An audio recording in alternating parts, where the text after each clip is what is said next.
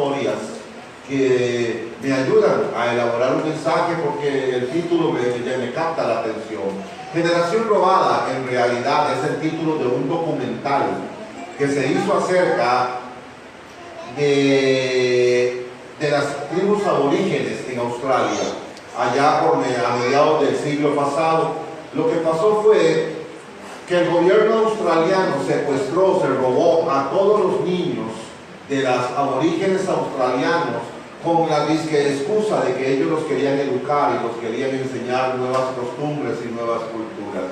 Estos niños fueron robados de sus familias para poder enseñarles nuevas ideologías, nuevas enseñanzas, una nueva educación.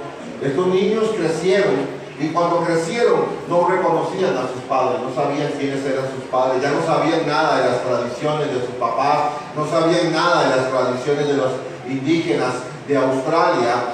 Y me vino a la mente de que exactamente es lo que está sucediendo en nuestros tiempos con la juventud y con nuestros hijos.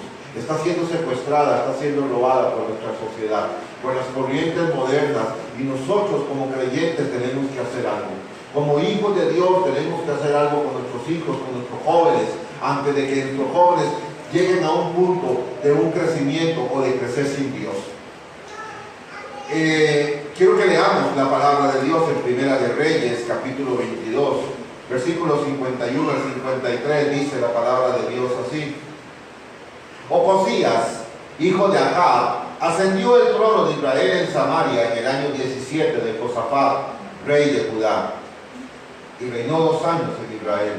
Pero hizo lo que ofende al Señor, y escuche esto y subráyelo en su Biblia. Pero hizo lo que ofende al Señor porque anduvo en los caminos de su padre y de su madre, y en los caminos de Jeroboam, hijo de Nabat, e hizo que Israel pecara. Sirvió y adoró a Baal, y provocó a ira al Señor, Dios de Israel, como lo había hecho su padre. Qué triste verlo aquí, que este rey joven simplemente pecó, provocó al Dios de la ira, pero tuvo como mejor ejemplo para eso a su propio papá y a su propia madre. Este joven que ya fue rey de Israel, que fue llamado para gobernar y dirigir una nación, que fue gobernado para dirigir un país, para que el país se volviera a Dios, fue totalmente lo opuesto, porque tuvo el ejemplo de su padre y de su madre, quienes se rebelaron contra Dios, y él hizo lo mismo. Dice que anduvo en los caminos de su padre y de su madre. Que Dios nos libre a nosotros de no ser ese ejemplo para nuestros hijos. Que Dios nos libre de no ser culpables de que nosotros le dimos a nuestros hijos, sin importar la edad. Que nosotros como creyentes, como líderes en la iglesia, como pastores, le demos ese ejemplo a nuestros jóvenes, de que hagan lo malo porque nosotros no hicimos lo bueno, porque no hicimos lo correcto delante de nuestro Padre. Yo quiero hablar primeramente de la herencia de nuestros antepasados. Hoy día, yo estoy aquí parado, porque hubo una persona que influyó grandemente sobre mí. Mi primer pastor, mi primer mentor, fue un misionero estadounidense que vino a Costa Rica. Muchas cosas me quedaron grabadas y me quedaron marcadas de aquel hombre que hoy en paz descanse, pero consideré siempre mi padre espiritual. Yo conocí a Cristo muy joven, y cuando conocí a Cristo, Él fue como ese mentor, esa ayuda que yo necesitaba para poder servir a Dios, para poder hacer lo que Dios me llamó a hacer. Mi primer pastor era de Estados Unidos, como le mencioné. Él un día sintió el llamado de ir a otra nación a predicar la palabra de Dios, de llevar el mensaje del Evangelio. Y un día orando, dice él que Dios le mostró en un mapa, le resaltó el país de Costa Rica. Así que él un día tomó una decisión, sacrificó cosas personales, proyectos personales, sacrificó muchas cosas y dejó su negocio en los Estados Unidos, su casa, en los Estados Unidos. Él tenía 6 hijos, pequeños todos, y se vino para Costa Rica con sus 6 hijos. Comenzó la iglesia en un pequeño estudio bíblico en su casa, invitando vecinos. Cuando fue añadiéndose gente, consiguió un localcito de madera que todo el piso le rechinaba porque era muy viejo, y ahí comenzó esa iglesia que él tanto anhelaba.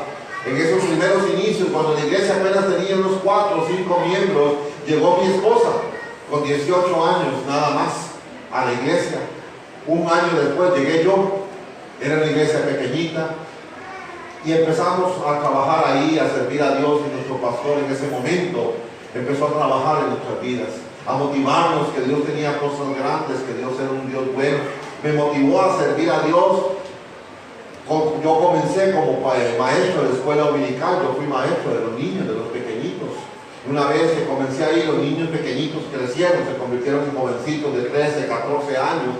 El pastor me pidió que yo fuera líder del grupo de adolescentes, y fui líder del grupo de adolescentes. El grupo de adolescentes creció, se convirtieron en muchachos de 18, 19, 20 años, y el pastor me dijo, hágase cargo del grupo grande de jóvenes. Hasta que un día, él sabía de mi corazón, del deseo de yo predicar la palabra de Dios, y un día me dijo, hay una oportunidad de que usted vaya a abrir una iglesia. Y yo le dije, ¿de veras? Yo estaba recién casado, tenía apenas como un año de estar casado con mi esposa, que ya nos conocíamos en la iglesia, y nos vinimos aquí a Cartago hace 26 años más o menos, ahí en la Pitaya. Ahí abrimos nuestra primera iglesia en nuestra casa. Empezamos a invitar vecinos que fueran a la casa, llegaron algunas familias, ahí estuvimos como unos 2 años, pero mi pastor en ese momento tuvo que regresarse a los Estados Unidos por unos problemas de papeles con su esposa, y nos llamó y nos dijo, necesito que ustedes se queden en cargo de la iglesia aquí que él pastoreaba en San José. Entonces mi esposa y yo nos regresamos, y ahí pastoreamos como 18 años, casi o más. Lo que quiero decirle es que todo lo que Dios ha hecho en mi vida, Él un día me dijo, estaba yo iniciando como pastor, y me dijo, guarda tu corazón, me dijo, guarda tu vida, porque Dios te va a usar grandemente, porque Dios va a hacer cosas grandes en ti. Y yo recuerdo que aquellas palabras yo las atesoré en mi corazón y guardé en mi corazón. Y un día me dice el pastor, recuerdo que un día me dice, hermano Luis, sácate el pasaporte, porque yo sé que Dios te va a usar predicando en algunas naciones. Y recuerdo que yo me dije, ¿para qué pasaporte? Si no siquiera planeado viajar a ningún lado. Lo que no sabía es que Dios sí tenía planeado para mí. Y recuerdo que saqué el pasaporte, ahí lo teníamos guardado, mi esposa y yo. Como a los 6 meses me dice, prepárate, vas a ir a predicar a otro país. ¿Yo? Sí, usted. ¿A dónde? Vas a ir a Nicaragua. Así que Dios me abrió la puerta. El primer país que yo pude ir a predicar la palabra fue a Managua, a Nicaragua. Ahí fui, prediqué la palabra de Dios. En aquel entonces, estamos hablando cerca de 26 años, todavía Nicaragua estaba en reconstrucción por la guerra civil y había muchas cosas. Todavía recuerdo cuando estábamos ahí en una plaza que se llama la Sandino, creo que es, algo así, y cuando escuchamos unos bombetazos, ¡pum! ¡Pum! Todo el mundo corriendo, ¿verdad? La guerra civil estaba apenas terminando y muchas cosas, y ahí comenzó un viaje de mi vida. Dios me llevó por muchos otros países a predicar la palabra de Dios, pero yo le agradezco a mi primer mentor. Fue como mi padre espiritual. Yo adopté de él su herencia, recibí de él todo lo que pude recibir de él, me acerqué a él. No esperábamos, como muchas veces nos sucede a nosotros como cristianos, que el pastor no me saluda.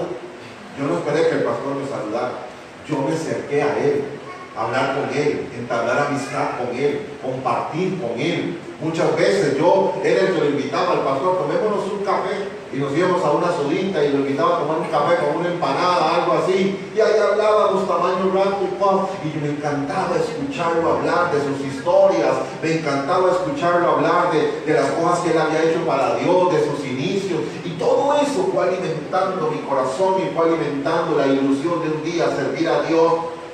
Y en toda esa herencia la tengo yo, y siempre me decía, yo quiero un día ser como él.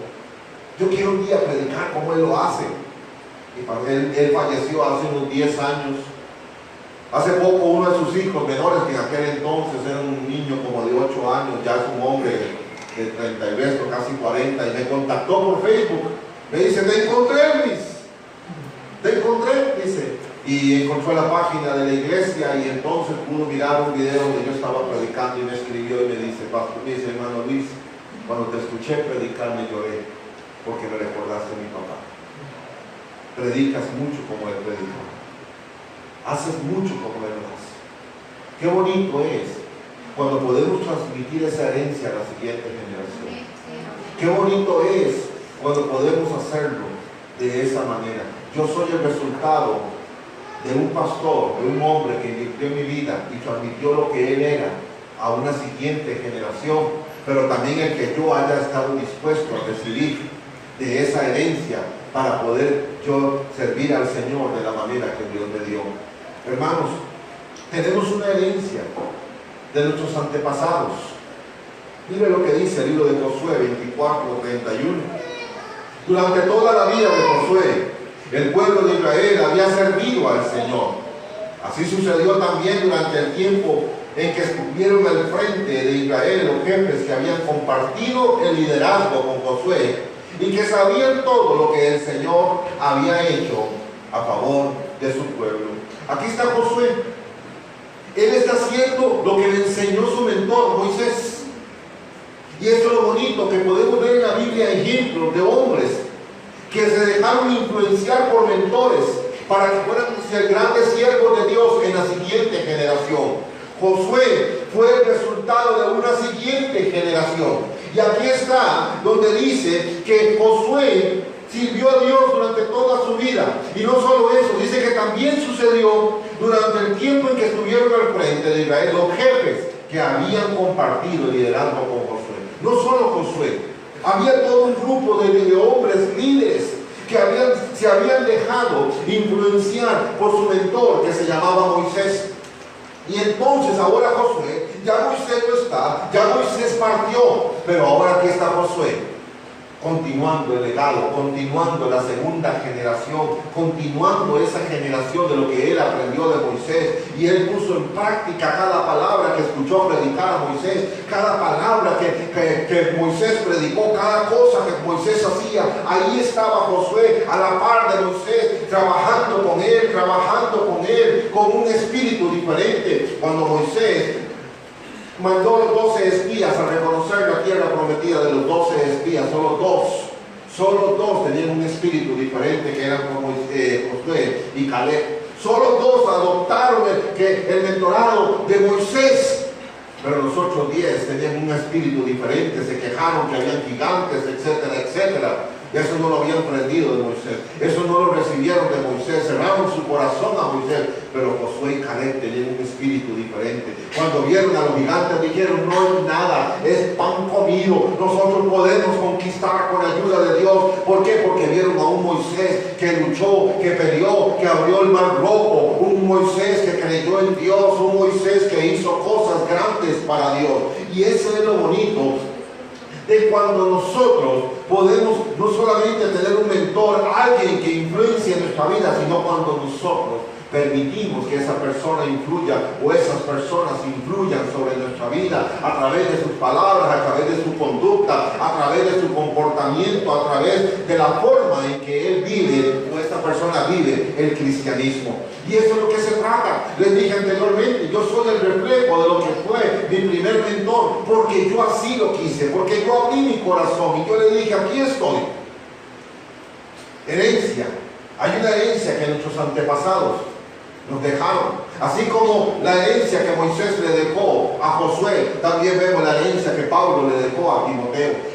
Vemos la herencia en la Biblia que el mismo David le enseñó a su hijo Salomón. Vemos la herencia de hombres que traspasaron aquel llamado, aquel don, aquel ministerio. Un Elías que se lo dejó a Eliseo. Y así sucesivamente vemos como hombres, ellos recibieron ese mentorado, recibieron esa enseñanza, y ellos una vez que pudieron fueron y hicieron lo que habían aprendido. ¿Por qué? Porque es necesario que nosotros sigamos esa herencia para que como padres, como líderes de una iglesia, te la transmitamos a la siguiente generación. Ayer sábado, los adolescentes, muchachos adolescentes estaban reunidos. Habían 31 muchachos, o alguien dijo 34 ahora, no sé cuántos eran, pero la cosa es que eran 31. jovencitos, 12, 13, 14, 15 años. Me encanta ir a asomarme a verlos. Me encanta. Porque cuando yo los veo, digo, Dios, ellos van a ser los futuros líderes de esta iglesia. Un día de esto yo estaré aquí predicando en silla de ruedas o en bastón. Y ellos van a ser los líderes de esta iglesia. Ellos son los que van a servir a Dios. Y estamos trabajando en ellos porque queremos transmitir esto a la siguiente generación. Que no sea una generación que se perdió porque no hubieron líderes, porque no hubieron padres dispuestos a pasar eso a la siguiente generación. Usted no sabe. Ve, aquí tengo dos pequeñas niñas y otros niños que están allá hay otra niña. Usted no sabe si dentro de esos niños pequeñitos ya hay alguien que ha sido escogido por Dios. Usted no lo sabe. Si su hijo o su hija ya fue escogido por Dios para cosas grandes, no lo sabemos, pero hay que motivarlos, hay que trabajar en nuestra vida para transmitir esa herencia.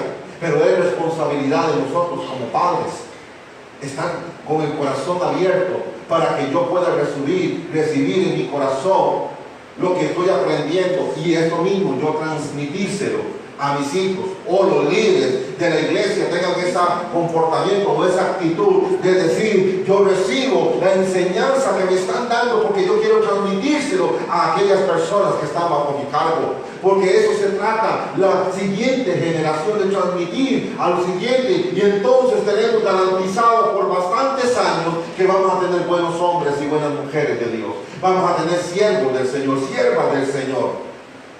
El diccionario dice que herencia significa rasgos morales o ideológicos que caracterizan a alguien, pero que continúen observándose en los descendientes. En otras palabras, son aquellos rasgos que nosotros tenemos que simplemente son parte de lo que fueron nuestros padres o lo que fueron nuestros líderes. Como les mencioné anteriormente, este muchacho me contactó y me dice, cuando te vi predicando, vi mucho de mi papá en ti. Quiere decir que todavía bastantes años después, él puede ver rasgos de quien fue mi mentor en mi estilo de vida, en mi estilo de predicación, en lo que yo soy, porque se garantizó, aunque él ahora él falleció, se garantizó de que la siguiente generación continuara. Mi esposa y yo somos resultado de esa siguiente generación. Pablo el apóstol tuvo generaciones que podía seguir. Pablo el apóstol tenía muchachos, hombres que él trabajaba con ellos para que siguieran esta generación. En el libro de Filemón, capítulo, no tiene capítulo, el único que tiene, en el versículo 24 dice, Marcos, Aristarco, Demas y Lucas, mis colaboradores. Vean que aquí está Pablo, haciendo mención de que hay otros muchachos que trabajan a la par de él, que hay otras personas que están ahí con las cuales él está ayudando a que crezcan, a que avancen en el reino de Dios, a que avancen en la obra que Dios tenía adelante para su vida. Lo que pasa es que en nuestros tiempos se nos está olvidando enseñarle a nuestros padres, a nuestros hijos, se nos está olvidando, mostrarles el camino de Dios. Vea lo que dice el Señor en Deuteronomio capítulo 11, versículo 18 al 21. Grábense estas palabras en el corazón y en la mente, háganlas en sus manos como un signo y llévelas en su frente como una marca. Enséñenselas a sus hijos. ¿Estamos nosotros como padres cumpliendo esto? De enseñarle todo lo que Dios nos ha dado a nuestros hijos. Y repítanselas cuando estén en su casa y cuando anden por el camino, cuando se acuesten y cuando se levanten. Escríbanlas en los postes de su casa, subraye eso, escríbanlas, y en los portones de sus ciudades. Así, mientras existan los cielos sobre la tierra, ustedes y sus descendientes, la siguiente generación, prolongarán su vida sobre la tierra que el Señor juró a los antepasados de ustedes que les daría. El Señor nos manda que tenemos que continuar ese legado a las siguientes generaciones y siguientes generaciones. Los judíos, el pueblo de Israel, los israelitas actualmente, ellos todavía siguen muchas costumbres antiguas. Y una de ellas es que ellos ponen lo que se llama la mezuzá. La ponen en un poste, en uno del marco de las puertas, para recordarse siempre que tienen que enseñarle. Un amigo mío, pastor, fue a Israel y me trajo una. Esto es una mezuzá. Esto lo ponen en la puerta del marco de la entrada de la casa. ¿Sabe qué hay aquí? Un rollito. pergamino con esta escritura, para que nos acordemos de que tenemos que repetirle a nuestros hijos las palabras de Dios y enseñar. Y él me dijo, él me trajo esto de Israel, aquí va, aquí está, y tiene un par de tornillitos aquí que se ponen en el marco de la puerta, con esta escritura que acabo de leer, para recordarnos que debemos enseñárselas, que debemos ponerlas en los postes. Cuando está hablando postes, está hablando del marco de la puerta. Que lo pongamos en los postes, para recordarnos que debemos transmitir a la siguiente generación, la palabra de Dios, nuestro legado, lo que hemos aprendido. Pero en nuestros tiempos nosotros como padres estamos fallando, porque vamos a los extremos con nuestros hijos, o somos demasiado severos con nuestros hijos, al punto de ser prácticamente agresores con ellos, lo cual va a causar un rechazo. Y por eso muchos hijos están esperando nada más que les den cédula para irse, porque no quieren estar en su casa, o somos demasiado alcahuetes. Y entonces esa es la generación que estamos levantando. O somos demasiados alcahuetes, les permitimos que hagan lo que quieran, o somos tan extremistas que llegamos a la agresión física para tratar de corregirlos. Y entonces lo que estamos haciendo es destruyendo nuestra generación, destruyendo a nuestros jóvenes, en lugar de buscar la manera correcta de cómo nos los podemos ganar para el Señor. Quiero hablar en segundo lugar de la generación robada. Les mencioné ahorita de este documental, que se llama así, por si acaso algún día usted la quiere buscar y poderlo mirar. Entre los años 1869 y 1976, los niños aborígenes, no sé si me puede poner la imagen, un toquecito. Mire, yo quiero que vea esa imagen. Esas son las autoridades del gobierno llevándose a los niños. Vea a aquella madre desesperada, me están robando mi hijo. Eso es real, eso sucedió en Australia entre el año 1869 y 1976. El gobierno australiano secuestró a los aborígenes australianos, se los llevaban a albergues para educarlos a la manera de ellos. Y estos niños fueron robados, no pudieron continuar el legado, la herencia de sus padres, las tradiciones aborígenes no las pudieron continuar porque les fueron robadas. Vea la desesperación de una madre que le está llevando a su hijo, al que nunca más en la vida volvió a ver, al que nunca más supo en la vida qué se hizo él, al que nunca más volvió a mirar.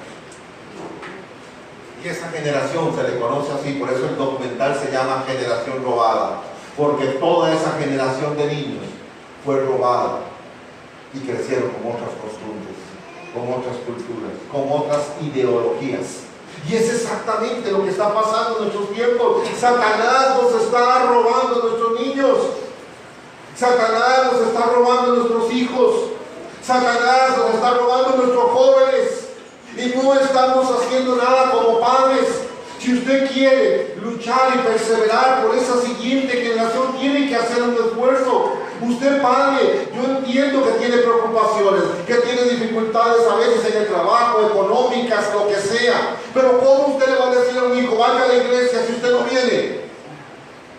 ¿Qué autoridad moral tiene usted espiritual para decirle a un hijo, busque a Dios si usted, el padre, no viene? No hace el esfuerzo por venir a la casa de Dios, a recibir palabra, para que ellos puedan ver que su Padre los conduce siempre hacia la casa del Señor. Josué, que fue un hombre que continuó el legado de Moisés, dijo, mi casa y yo serviremos al Señor. Él se puso como el líder y dijo, yo voy a guiar a mi familia a servir al Señor. Pero hoy día no somos así. Estamos fallando como sacerdotes, como hombres, mujeres de Dios. Voy a la iglesia cuando tengo ganas. Voy a la iglesia si no está lloviendo. Voy a la iglesia cuando tenga dinero. Y se nos olvida que nosotros tenemos que esforzarnos. Sí, es cansado para todos, yo entiendo, hay que trabajar, hay ocupaciones, a veces no hay dinero, a veces hay problemas, pero en medio de todo tenemos que hacer un esfuerzo por venir a la casa de Dios, porque hay un diablo que quiere robarse tu generación, hay un diablo que quiere meter ideologías de ahora, de ideología de género, que el aborto es bueno, que un montón de cosas más que estamos viendo en nuestros tiempos. Y si usted no hace algo, no se esfuerza por traer a su familia a la casa de Dios, va a pasar eso. un par de cachos, nada más. Y es el diablo, queriéndose robar a tus hijos para que empiecen a creer cosas que van contra Dios, para que empiecen a meterles ideas, para que empiecen a meterles cosas, porque usted no se esfuerza, porque usted no hace un paso más allá. Y siempre estamos quejándonos porque no tenemos dinero, porque estoy cansado. Y entonces, ¿para qué la oración? No tiene dinero, ore, pídele a Dios que supla, que haga algo. Está cansado, dice Isaías 40, correrán y no se cansarán, caminarán y no se fatigarán. ¿Por qué? Porque le piden a Dios, dame fuerzas.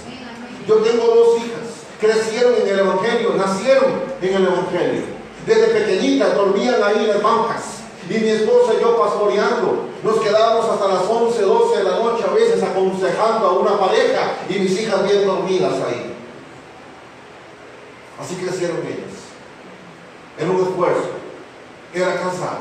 Hoy están grandes, son muchachas, una de 23 y una de 20. Y el resultado lo puedo ver en ellas. Buenas muchachas, estudiantes, muy buenas estudiantes. Una casi a punto de graduarse como doctora este año. La otra ya le queda un año más de universidad. Aman a sus papás, sirven a sus papás con amor, con ayuda. Hoy día, tan grandes, usted no debe creer que todavía se le meten a la cama. A veces estoy con mi esposa viendo noticias o una película, alguna cosa, y cuando oigo nada más donde salen corriendo y se nos meten a la cama. Grandotas así, y yo termino una orillita así. ¿Por qué? Porque nosotros las educamos desde pequeñitas, las traíamos a la iglesia. Usted me dice que no querían venir, volver los berrinches que me hicieron. ¡No quiero venir! Pero las traíamos. Adolescentes, ay, que querés ir a la iglesia. ¿Para qué ir a la iglesia? Nos va con nosotros a la iglesia. Buscamos la manera de ganárnoslas. Usted acá todavía viene a la iglesia. Porque hay que pagar un precio si usted quiere tener buenos hijos. Los buenos hijos no por suerte. Yo he escuchado una vez me dijo alguien, ay, qué dichoso usted que le salieron buenos hijos. No, los hijos no salen buenos, los hijos se forman buenos. No salen, los hijos son hijos, como cualquier ser humano, que si usted los deja ir por el camino incorrecto serán malos, pero si los deja guía por el camino correcto serán buenos. Entonces hay una gran responsabilidad como nosotros, como padres, y sí, hay que esforzarnos. Yo entiendo, es cansado. ¿Cuántas veces yo estaba cansado, agotado, mis hijas lloraban porque estábamos en una consejería, ya eran 10, 11, no habían comido? Y yo entiendo, pero todos esos sacrificios valieron la pena para ver el resultado de mis hijas hoy día. Y a veces nosotros no estamos empujando. Simplemente, ¿cómo le va a decir a usted a un hijo, vaya a la iglesia si usted no quiere venir? ¿Sabe lo que está enseñándole usted? Que cuando crezca, va a usar exactamente las mismas excusas que usted usa para no venir a buscar a Dios. Las mismas. Estoy cansado, no tengo tiempo, no tengo plata, hay que pereza, está lloviendo. Las mismas excusas que usamos usted y yo, las van a usar ellos. Escríbalas. Y usted me va a dar la razón cuando ya empiecen a pensar por sí mismos. Cuando tengan 12, 13, 14, 15 años. Empezarán a usar las mismas excusas que le escuchan a decir a usted del por qué usted no quiere buscar a Dios, del por qué usted no se acerca a la casa de Dios, del por qué. Así que los hijos, si no queremos que el diablo nos robe esta generación, tenemos que, y como líderes de la iglesia también, con más razón, tenemos que luchar, tenemos que sacrificar por estar acá. Si yo estoy aquí predicando y diciéndoles a ustedes como padres o como líderes que tienen que esforzarse por venir a la casa de Dios para que no solamente sus hijos, sino la gente que usted guía pueda usted tener autoridad moral y espiritual de decirles vayan a la iglesia. Porque si no, entonces ¿qué autoridad tiene usted para decirle? Vayan a ustedes a la iglesia, busquen a Dios, pero yo no. ¿Qué autoridad moral y espiritual tiene usted para decirle a alguien busca la iglesia? Si yo estoy aquí predicándolo y diciéndolo es porque tengo la autoridad moral y espiritual para decírselo a usted. Porque aún en las reuniones de mujeres, yo estoy aquí, apoyando a mi esposa, con ella. Estaré en la oficina, solo salgo para la comida, después me vuelvo a meter. Pero estoy aquí, porque soy el número uno que tengo que dar el ejemplo de estar aquí. Estoy en todas las reuniones, estoy en todas las cosas, porque tengo que ser la cabeza, para que usted nunca pueda decir, porque usted me dice que venga a la iglesia si usted no viene. Usted no podrá decir. Mis hijas, si algún día toman el camino equivocado, será por decisión de ellas, pero nunca, nunca, nunca podrán decir, porque vi a mi papá o vi a mi mamá haciendo tal cosa. Nunca. Lo harán por voluntad propia, pero no porque tendrán como referencia ver a su papá. Estos niños fueron privados de la herencia de sus antepasados. Nuestra juventud hoy día está siendo privada de la herencia de sus antepasados espirituales, de líderes, pastores que influyeron sobre usted, porque simplemente por pereza, apatía, porque no lucha, porque no pelea, porque no ora, porque no clama, porque no hace lo que tiene que hacer para esforzarse y hacer lo que tiene que hacer como ejemplo para esa siguiente generación. ¿Sabe qué triste? Yo he predicado en muchas iglesias. ¿Y sabe lo más triste? Es ver a jóvenes que para los adolescentes o para los jóvenes escuchar un mensaje de la palabra de Dios es lo más aburrido que hay, porque les están enseñando a puro entretenimiento y están enseñándoles a entretenerlos, a diversión, pero no saben escuchar el mensaje. Leí un artículo un día de estos que en Brasil se acaba de inaugurar la primera discoteca cristiana. Y había una foto con luces de colores y todo lo demás, y los cristianos, puro entretenimiento. Pero cuando van a la iglesia, amén. Esa es la generación que estamos formando. Esa es la generación. Usted me dice, pastor, pero son jóvenes. Necesitan. Mentira. David tenía 17 años cuando tenía un celo por Dios y mató al gigante. Mentira. Timoteo era un jovencito cuando dice la palabra de Dios que fue instruido por su propia mamá y su abuela, y por eso Pablo lo escogió para que fuera uno de las personas que lo acompañaban. Mentira, porque Jeremías era un niño cuando dijo, Señor, es que soy niño. Mentira, porque Josué era un hombre joven cuando Dios lo llamó.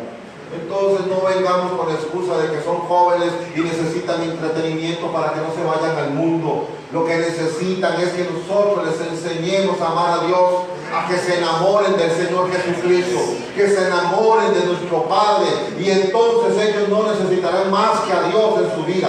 Yo no estoy diciendo que los jóvenes no puedan divertirse, claro, pero tienen que entender que primero Dios, que primero su relación con Dios, y después lo demás. Se puede hacer espacio para divertirse, para compartir, para todo lo demás, pero es el problema que estamos mirando en nuestros tiempos con nuestra juventud cristiana. Solamente piensan en entretenimiento, en diversión, pero cuando tienen que escuchar un mensaje de la palabra de Dios se aburren, se duermen, porque no saben escuchar un mensaje de la palabra de Dios. Imagínense, y luego venga el papá o a la mamá en medio culto con el teléfono contestando mensajes o revisando el Facebook. Dígame, ¿qué le va a decir usted a su hijo después? Cuando él esté aquí o esté allá en la escuelita de niños, ¿qué le va a decir usted? Mire esto, Jueces 2:8.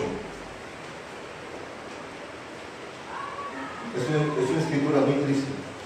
Jueces 2:8 al 11. Josué, hijo de Nun, siervo del Señor, murió a la edad de 110 años. Y lo sepultaron en Timnat Jerez, tierra de su heredad, en la región montañosa de Efraín, al norte de Gaz.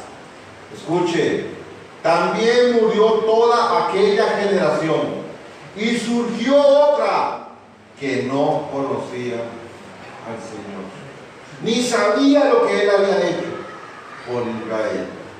Esos israelitas hicieron lo que ofende al Señor y adoraron a los ídolos de Baal. Qué miedo que la siguiente generación no conozca a Dios.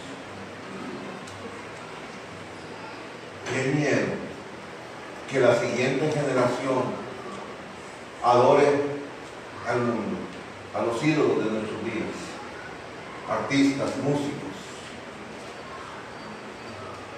creyentes o no creyentes, porque hoy día a veces ya le cuesta hacer la diferencia. Qué triste que la siguiente generación no conozca a nuestro Dios, que los hijos no sepan nada de Dios. ¿No le da miedo? ¿A sus propios hijos crezcan y no sepan nada de Dios? Todos saben que vienen a una iglesia, pero no saben ni para qué. Porque el papá y la mamá se duermen en medio culto. Porque el papá y la mamá consultan el Facebook en medio culto. Van a una iglesia porque ahí es un club social con muchos amiguitos, con los cuales vamos a reír y a vacilar y todo lo demás, pero no porque se les educa en la palabra, no porque se les enseña un mensaje que los rete, los confronte, que les haga ver que sus caminos o las posibles decisiones que tomen va a traer consecuencias duras si no enderezan ese camino. Qué triste es saber que aquí hay una generación que no conoció a Dios y que esa generación pueden ser nuestros hijos, que esa generación pueden ser los jóvenes de nuestra iglesia, porque nosotros no estamos haciendo nada, porque el diablo los está queriendo secuestrar y nosotros muchas veces con el proteccionismo no dejamos que nadie trabaje e influencie sobre nuestras vidas. Padre, escúcheme esto, madre, yo sé que usted ama a sus hijos, pero no sea sobreprotector, eso es diferente. A veces los niños son demasiado sobreprotectores, demasiado. Se enojan si alguien más les dice algo. Agradezca que alguien se preocupa por sus hijos. Agradezca que un maestro se preocupa por sus hijos, que un líder de jóvenes se preocupa por sus hijos. Pero no seamos sobreprotectores, porque lo que hacemos es más bien causarles un daño. Cuidemos nuestra generación. Cuidemos. Cuando mis hijas iban a la escuelita dominical, y una maestra, y el monte, que éramos pastores, ¿verdad? Y una maestra me llamaba a mí, llamaba a mi esposa, es que su hija se está portando mal. Nosotros no veníamos a decirle, ¿por qué? Porque usted le dijo algo a mi hijo es mi hijo y nadie se mete con él. ¿Qué hizo? Es que no hizo caso y empezó a hacer un berrinche. Ah, eso hizo. Entonces yo llamaba a mi hija, vamos para el baño, porque un hijo no se corrige en público, usted lo vergüenza, se corrige en lo privado. Así que a sus papás que le dan un pajazo, un pellizco, el pelo ahí media calle, no haga eso, lo que hace es humillarlos y avergonzarlos. Los hijos se corrigen en privado. Y entonces en la iglesia yo llevaba a mis hijas al baño y ahí les regañaba. Usted tiene que hacerle caso a su maestro. Usted no, porque la hija del pastor va a hacer lo que le da la gana. Una vez en el aula usted es como cualquier otro niño. Y pues, toma, aquí está maestro, la dejé parejita. No era sobreprotector. No era. Mis hijas hoy día no tengo que decirle más de 2 veces hagan algo. Aprendieron a obedecer. Tiéndame la cama. Ya va, papi. Le doy un tiempito. ¿Ya tendió la cama? Corre. Recoger chunches y todo lo... Aprendieron. Sin necesidad. Yo nunca le he pegado físicamente a mis hijas. Nunca. Les pegué físicamente. Hablé. Corregí. Les llamé la atención. Formé una relación súper estrecha con ellas. Ellas no necesitan amigos del mundo, tienen a sus papás a los que les pueden contar sus problemas. Yo apliqué la ley del helado, como yo le llamo, desde que estaban pequeñitas. Un día sacaba una, al otro día sacaba la otra, comernos un helado. Entonces sentían importante porque papi sacó un día para mí. Y me iba, me comía un helado con ellas. hablaba un día con una, me contaba cómo le va la escuela, cómo le va al colegio. Y es verdad que le gusta un chiquillo. Ay, papi. Y él decía, ¿lo que tiene de malo? Entonces soltaban a hablar. ¿Y cómo es? ¿Y cómo se llama? Y ya me empezaban a soltarse a decir con toda la libertad. ¿Se da cuenta? ¿Cómo si podemos ganar la siguiente generación? Con un poquito de sabiduría y dirección de Dios. No la perdamos. No perdamos la siguiente generación por los errores que cometieron con nosotros. Que tal vez no tuvimos un padre o una madre presente. Porque no tuvimos un mentor espiritual que nos ayudara y nos guiara. No cometamos esos errores. Yo cometí muchos errores en mi niñez y adolescencia porque no tuve un papá a la par mía. Porque no tuve un mentor espiritual. Por eso cuando yo conocí a Cristo, jovencito, tenía mi primer pastor, para mí se convirtió en ese hombre que tanto anhelaba yo que fuera mi ejemplo. Y lo consideré un padre espiritual. ¿Quién tiene la culpa de esto? Los padres. Los padres. Sí, criar hijos es cansado. Es cansado. Andar detrás de tal tiempo todo detrás de ellos todo el tiempo, corregirlos, ver cómo está, hacer tareas, etcétera, es cansado. Hay que pagar un precio, sacrificar. ¿De quién es culpa esto? De los líderes, de líderes de ministerio. No estoy hablando a nivel de nuestra iglesia solamente, de todo en general, que busca más entretenerlos que realmente enseñarles el camino de Dios. ¿De quién es culpa esto? De pastores que con tal de llenar sus iglesias no les importa qué se predica, qué se enseña, lo que le importa es el número. Por eso vemos una generación perdida en nuestros tiempos, apática a las cosas de Dios, que no quiere nada con Dios. Muchos de estos niños pequeñitos estamos a tiempo todavía de rescatarlos. Satanás siempre ha querido acabar con la siguiente generación. Porque en la siguiente generación Dios puede levantar a alguien que marque la diferencia. En Éxodo 1:15 dice, y habló el rey de Egipto a las parteras de las hebreas, una de las cuales se llamaba Cipra y la otra Juba, y le dijo, cuando asistáis a las hebreas en sus partos y veáis el sexo, si es hijo, mátenlo, si es hija, entonces viva. ¿Sabe quién está hablando aquí? ¿Sabe quiénes estaban entre esos hijos varones que mandó el faraón a matar? Moisés. Porque el diablo sabe que en la siguiente generación puede levantarse un Moisés o una Moisesa. Puede levantarse un hombre de Dios, una mujer de Dios, que marque y toque una generación. Y por eso él busca acabar con esa generación antes de que crezca. Y por eso mandaron a matar a todos los varones, porque el faraón sabía, ahí está alguien que Dios va a usar poderosamente. Ahí, en esos niños, hay alguien que Dios ha escogido para que haga algo maravilloso y libere una nación. Satanás siempre quiere acabar con la siguiente generación, porque le da miedo que se levante entre esa generación alguien que Dios use grandemente. En Mateo 2:13 dice, después que partieron ellos, de aquí un ángel del Señor apareció en sueños a José y dijo, levántate y toma al niño y a su madre y huye a Egipto y permanece allí hasta que yo te diga, porque acontecerá que Herodes buscará al niño otra vez para matar. ¿Quién estaba en esa siguiente generación? Nuestro Señor Jesucristo. Otra vez, Satanás sabía que en esa generación podía estar aquí. ¿Se da cuenta por qué se ensaña? ¿Por qué hoy día quieren meternos a la fuerza de ideología de género? ¿Por qué hoy día quieren aprobar el aborto como sea?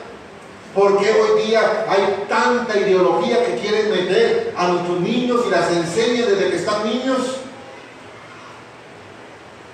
Porque quieren acabar con la siguiente generación. Y nosotros como padres tenemos que acabar con eso. Tenemos que decir algo, Satanás, con mis hijos no te metas. Yo los conduciré a la casa del Señor. yo los conduciré para que crezcan en el conocimiento de Dios y sepan lo que has hecho tú. Termino con esto, rescatando nuestra generación. Usted tiene que hacer algo, Padre. Vea lo que le pasó a Elí. Dice en 1 Samuel 3:13, y le mostraré que yo juzgaré su casa para siempre, por la iniquidad que él sabe, porque sus hijos han blasfemado contra Dios y él no se lo ha impedido. Aquí estamos hablando de un sacerdote, Elí. Sus hijos cometían pecado y él nunca los corrigió, nunca hizo nada, nunca. Es nuestro deber intervenir en la educación espiritual, en la educación académica y moral de nuestros hijos. Tenemos que invertir tiempo, tenemos que sacrificar, porque si usted no lo hace, créame, otro lo hará. Si usted no le mete a Dios a sus hijos, otro le meterá otras cosas y le enseñará otras cosas. Tenemos que estorbar, dice, como no lo hizo Elí. ¿Y saben cuál fue el resultado de esto? Los hijos de Elí pecaron tanto contra Dios que Dios mismo los mató. Usted termina de leer toda la historia. Dios mismo los mató, porque cometieron pecado y el papá no hizo nada, ni siquiera los corrigió. ¿Saben? El primer trago de licor que yo probé, ¿saben quién me lo dio? ¿Sabe quién? Mi papá. Tenía 13 años. Estaba tomando una casa. Tomó un poquito, un vasito. Tome para que se haga hombre. Y lo tomé. Y lo que vino a consecuencia fue un desastre en mi vida. Una adolescencia dura, difícil, donde probé las drogas. A los 15 años terminé en un hospital, intoxicado de licor, porque me ponía con mis amigos, y es que a pico de botella, a ver quién terminaba primero la botella. Y esa competitividad que había entre los amigos, y un día, listo, al hospital intoxicado. Esa es la herencia que queremos darle, como me la dejó mi papá a mí, tristemente. Yo no quiero eso. Yo quiero cambiar el rumbo de eso. ¿Cómo podemos ayudar a nuestros hijos? Voy terminando rápidamente. Número 1, ore por ellos. Cansado o no cansado, con problemas o sin problemas, con dinero o sin dinero. Usted tiene que orar todos los días por sus hijos. Porque ellos salen de la casa y salen a la escuela y van a ir a compartir y estar con personas, niños que tienen otra educación diferente a la suya, que tienen otras enseñanzas diferentes a la suya. Me dijo un día una mamá que iba a cambiar a su hijo de escuela porque está en 5º grado, y la escuela donde está dice que los compañeritos y compañeritas cuando van al baño se bajan la ropa y le muestran las partes íntimas. Niños de escuela de 4º o 5º grado. No quiero saber lo que está pasando en esas casas para que ellos hagan eso. Y él dijo, ya no puedo más. Y cambió el niño de escuela. Esto es lo que se expone a nuestros hijos cuando van a la escuela. Así que no hay nada más de dejarlos ahí en el portón y ya. Tienen que orar. Dios, guárdalos, protégelos, aleje toda influencia negativa, aléjalos de mis hijos, aléjalos, que no se acerquen, aléjalos. Tienes que orar por ellos. Vea lo que dijo David, la oración de David. En 1 Crónicas 29:19, márquela para que usted ore de la misma manera. David el rey oró, dale también a mi hijo Salomón un corazón íntegro, para que obedezca y ponga en práctica tus mandamientos, preceptos y leyes.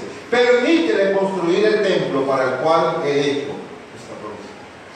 Ore, marque esa escritura, que esa sea su oración. Dios, dale a mi hijo un corazón íntegro, para que te obedezca, para que te sirva, para que trabaje en el templo al que tú lo llamaste, para que preserve el llamado, el propósito por el cual, para el que Dios tiene para ese niño. Número 2, hábleles con la verdad y corríjalos. No se quede callado cuando ellos cometan un error. No hay que gritarles, no hay que pelear con ellos. Simplemente siéntelos y les hace ver que lo que hicieron o dijeron está mal delante de Dios, no solo usted. Porque si usted no menciona a Dios, van a creer que son cosas suyas. Pero cuando usted dice delante de Dios, la Biblia dice que es mentira y malo, Ellos entienden que no es usted, es Dios el que lo dice. Mis hijas cuando quebraban un vaso de la casa, y eso que llega uno, ¿y quién fue? Y nadie fue, ¿verdad? El viento lo botó el vaso. Entonces yo la sentaba a las dos, porque como ninguna decía la verdad, mentir es malo delante de Dios.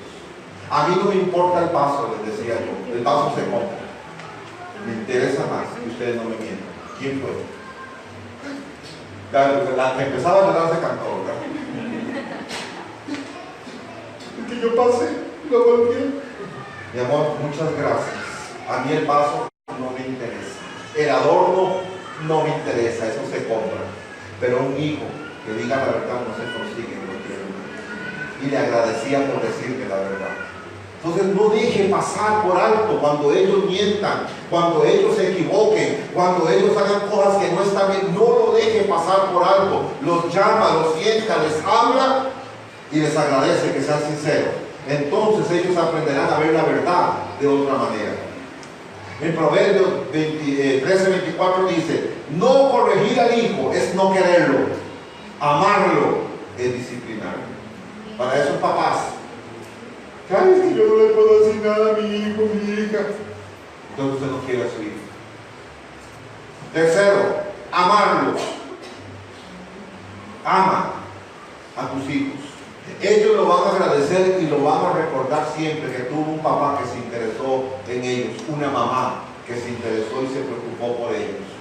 Que para ellos lo más importante eran sus hijos, antes que sus placeres personales, antes que sus cosas personales. Yo como papá tuve que sacrificar muchas cosas de mi vida para hacer tiempo para mis hijas. Todavía es la oportunidad, vamos a hacer deporte juntos, los llevo a correr ahí por el mole, ya dando vueltas en el viendo tiendas. Como 5 horas de toda esa carrera. Van de tienda en tienda, pero es lo que a ella les gusta. Tengo que hacer, porque no me gusta. Odio los moles. Pero ella me dice: papi, quiero ir a comprar un pantalón. Digo: no, no sé, ya sé lo que significa eso. Ir a todas las tiendas para que al final me digan: no, la primera. Pero tengo que hacer. Ya vimos la oración de David por su hijo Salomón. Ahora vea lo que recuerda su hijo Salomón de su papá. Proverbios 4, versículos 3 y 4.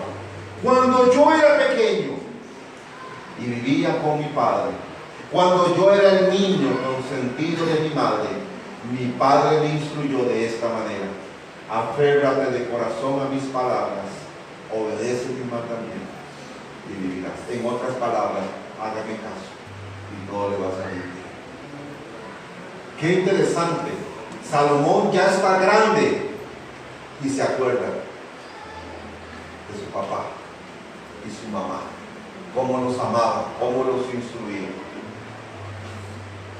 Por último, sea astuto. Los niños no hay que garrotearlos para que entiendan.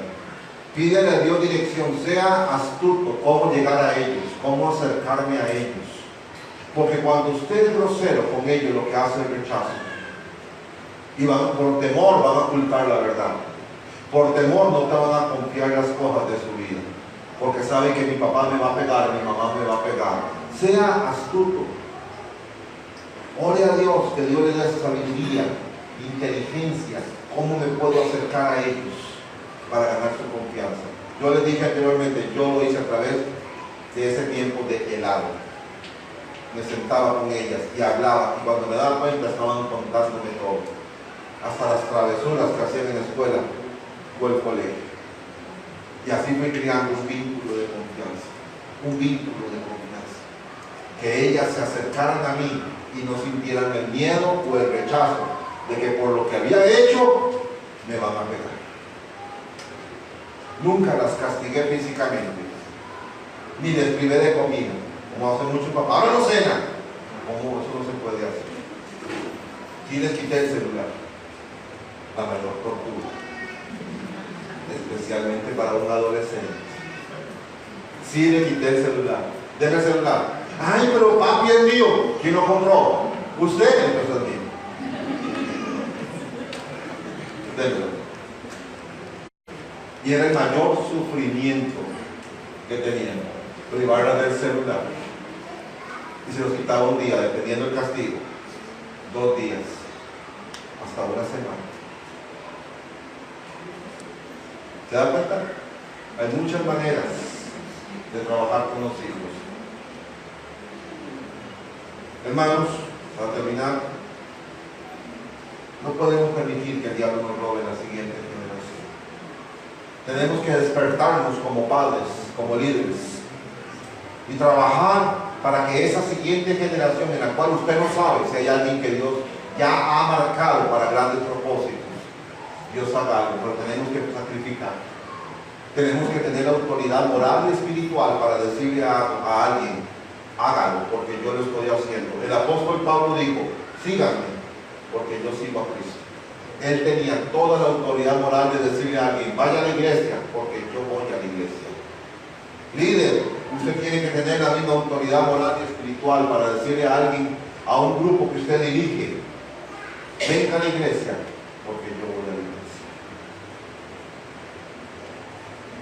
Porque si usted no lo hace, se lo van a reclamar un día de estos. ¿Y usted por qué me dice que yo venga un lunes de oración, un jueves, si usted no viene?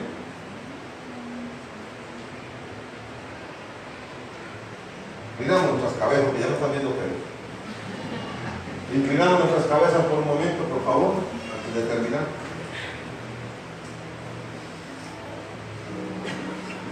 Hermano, hermana, generación robada. La triste historia de los aborígenes australianos a principios y mediados del siglo pasado. La triste historia de una generación que fue separada de sus padres, de sus tradiciones, de su herencia, para que le inculcaran nuevas ideologías, nuevos pensamientos, nueva educación. Y esos niños aborígenes crecieron sin saber quiénes eran sus padres, sin saber nada de la herencia de sus antepasados, sus abuelitos.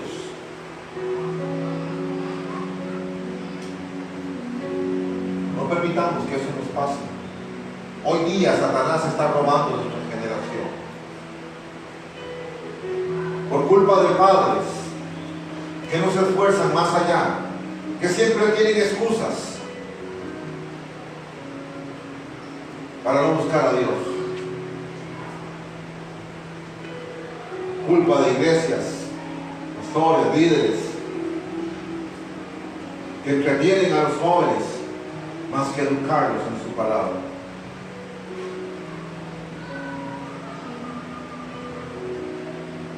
Y así como aquella generación después de Josué creció sin conocer a Dios, las siguientes generaciones no sabían quién era Dios ni todas las maravillas que Él había hecho.